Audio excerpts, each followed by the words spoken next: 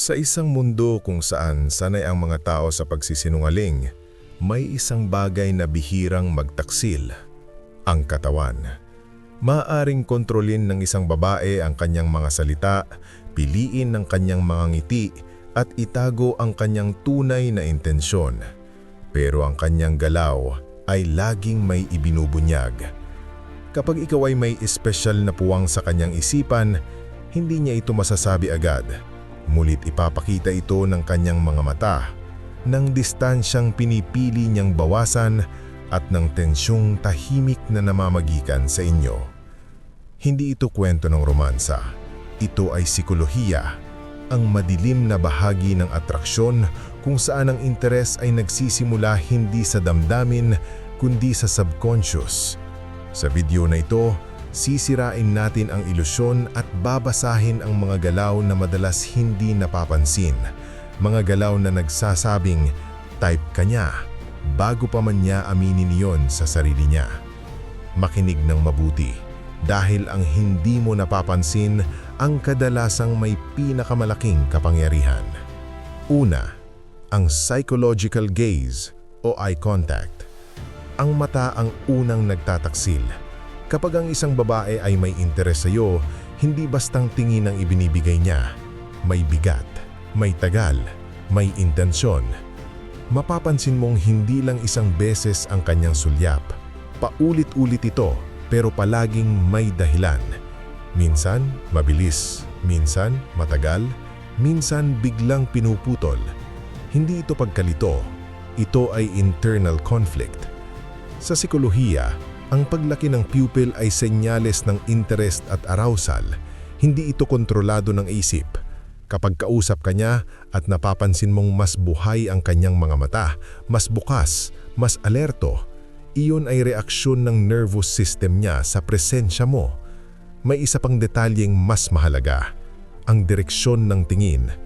Kapag ang mata niya ay bumababa sa labi mo at bumabalik sa mata mo, ang mensahe ay malinaw. Iniisip ka niya lampas sa usapan. Hindi lahat ng babae ay tititig ng matagal. Ang iba ay iwas tingin, pero babalik. Iyan ang senyales ng attraction na may kontrol. Gusto kanyang tingnan, pero ayaw niyang mahuli. Kapag ganito ang pattern, tingin, iwas, balik, ibig sabihin may tensyon sa loob niya. Ang lalaking may karanasan ay hindi nagmamadali sa ganitong sandali. Hindi niya hinahabol ang mata, hindi niya binabasag ang ritmo, hinahayaan niyang mangyari. Dahil kapag ang isang babae ang kusang bumabalik ng tingin, hindi iyon aksidente. Isa itong paanyayang tahimik pero malinaw para sa marunong makakita. Pangalawa, ang preening instinct.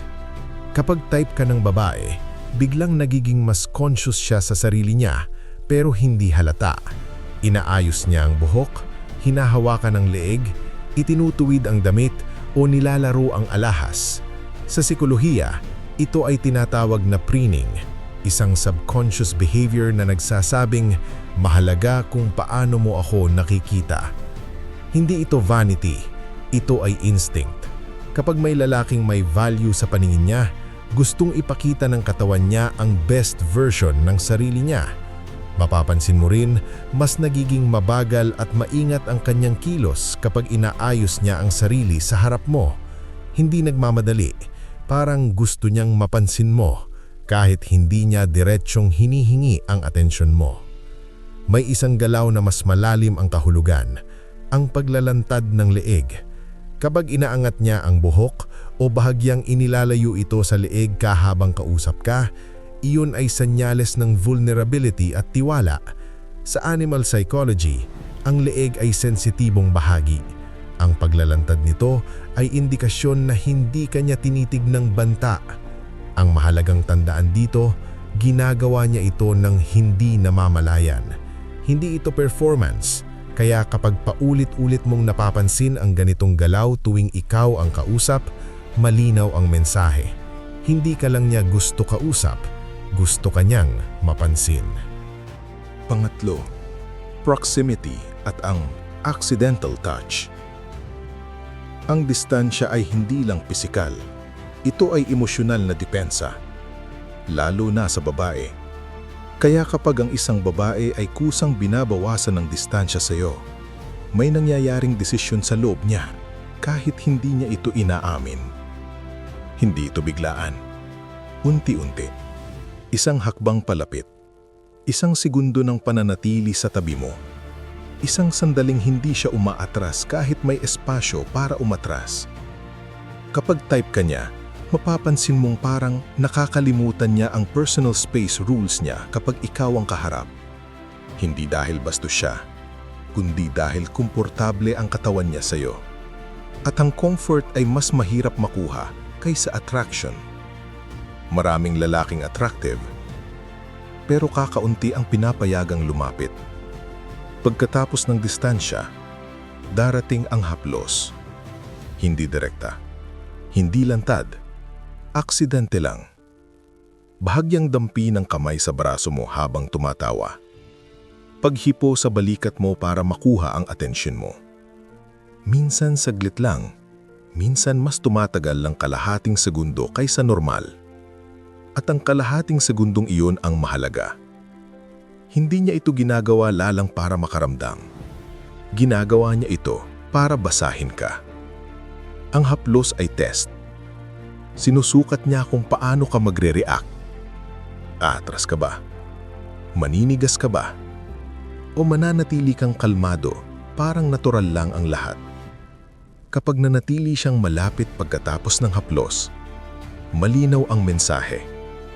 Tinanggap ng katawan niya ang interaction. Kapag umulit ito sa ibang pagkakataon, hindi na ito aksidente. Isa na itong pattern. Ang lalaking nagkakamali rito ay yung nagmamadali. Biglang hahawa, biglang lalapit, biglang babasag ng ritmo. Doon nawawala ang attraction. Dahil ang babae, kapag siya ang naunang nagbukas ng espasyo, gusto niyang ikaw ay marunong rumespeto sa bilis niya. Sa laro ito, ang hindi umaabuso sa pagkakataon ang mas lalong nagiging kaakit-akit. Pang-apat, the controlled synchrony. Mas malalim na mirroring. Maraming lalaki ang iniisip na ang mirroring ay simpleng panggagaya. Mali. Kapag type ka ng babae, hindi ka niya ginagaya.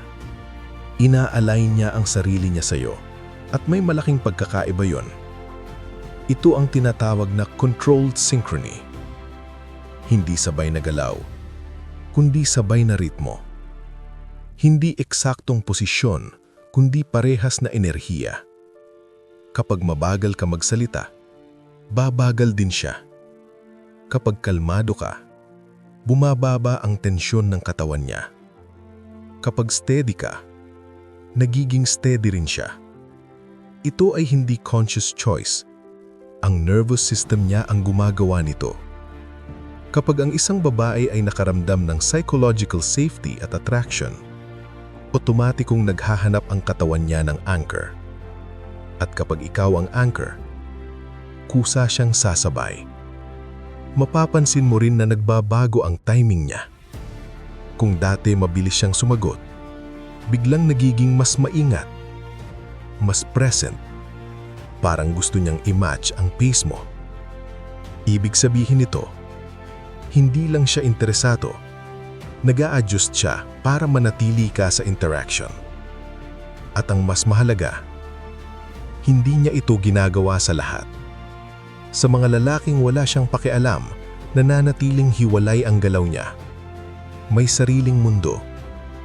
Pero kapag ikaw ang kaharap, parang nagiging iisang rhythm ang usapan. Ito ang dahilan kung bakit ang ilang lalaki ay tinatawag na nakakakalma kahit wala naman silang ginagawa. Hindi sila flashy. Hindi sila maingay. Pero sila ang pinipiling sabayan ng babae. At dito ka dapat mag-ingat. Huwag mong susubukang baguhin ang sarili mo lalang para i-test ito. Kapag ikaw ang nag-adjust sa kanya, ikaw ang sumusunod. Kapag siya ang nag-adjust sa'yo, ikaw ang lead. Panatilihin mo ang natural mong ritmo. hayaan mong siya ang kusang pumasok. Panglima, ang focus sa gitna ng karatigan. Sa gitna ng ingay, doon lumalabas ang totoo. Kahit maraming tao sa paligid, kahit may kausap siyang iba, may isang bahagi ng katawan na hindi marunong magsinungaling, ang direksyon. Kapag type ka ng babae, mapapansin mong ang kanyang katawan, lalo na ang paa at torso, ay madalas nakaharap pa rin sa iyo. Hindi ito sinasadya, ito ay instinct. Kahit tumingin siya sa iba, kahit tumawa sa kwento ng iba, kung ang katawan niya ay nakatuon sa iyo, ikaw ang sentro ng kanyang atensyon. Ang isip niya ay maaaring maglakbay, pero ang katawan niya ay nananatili. Kapag gumalaw ka at bahagyaring nag-adjust ang posisyon niya, malinaw ang senyales. Ikaw ang anchor ng presensya niya. At ang babaeng ang katawan ay naka-align sa iyo ay babaeng mentally present, kahit hindi pa niya inaamin yun. Ang pagbabago ng boses at emotional control. Ang boses ay isa sa pinaka-hindi napapansing senyales ng attraction, pero isa rin sa pinakatapat. Kapag type ka ng babae, hindi lang ang sinasabi niya ang nagbabago, kundi kung paano niya ito sinasabi. Biglang nagiging mas malambing, mas magaan, at minsan mas mataas ang tono. Hindi dahil nagpapanggap siya, kundi dahil ang katawan niya ay kusang nag-a-adjust. Sa psychology, ang pagbabago ng boses ay reaksyon ng nervous system kapag may emotional interest. Kapag kausap ka niya, mas nagiging expressive ang tono niya, mas may lambing, mas may init. At kung ikukumpara mo ito sa paraan ng pakikipag-usap niya sa ibang lalaki, mararamdaman mo ang kaibahan kahit hindi mo ito agad maipaliwanag. May isa pang detalye, ang pacing ng pananalita. Kapag type ka niya, minsan bumabagal siya magsalita. Parang pinipili niya ang salita, hindi dahil kinakabahan siya, kundi dahil emotionally invested siya sa magiging reaksyon mo. Gusto niyang marinig mo siya, gusto niyang maintindihan mo.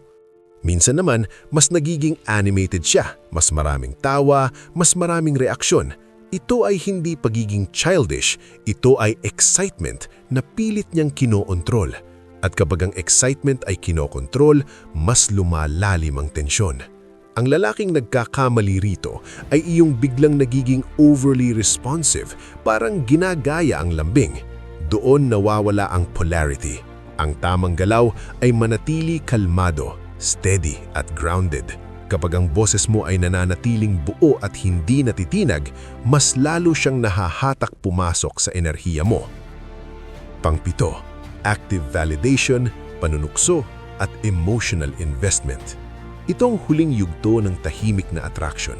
Kapag type ka ng babae, hindi na lang katawan ang gumagalaw, emosyon na.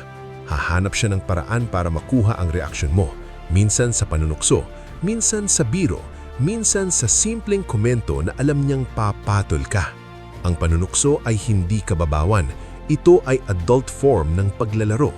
Ibig sabihin, gusto niyang manatili ang tensyon sa pagitan ninyong dalawa.